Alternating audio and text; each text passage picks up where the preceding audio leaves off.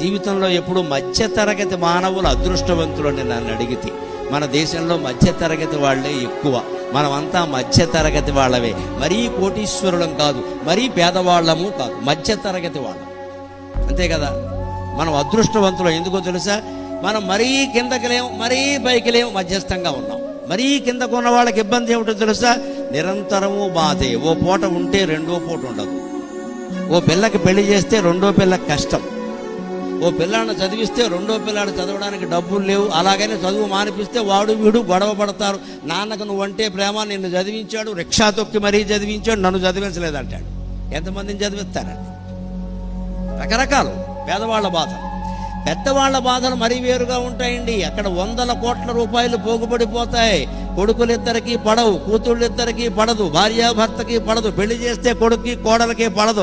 అంతా పడకపోవడమే ఎక్కువ, అస్తమానం మేడ నుంచి కింద పడడమే ఎక్కువ.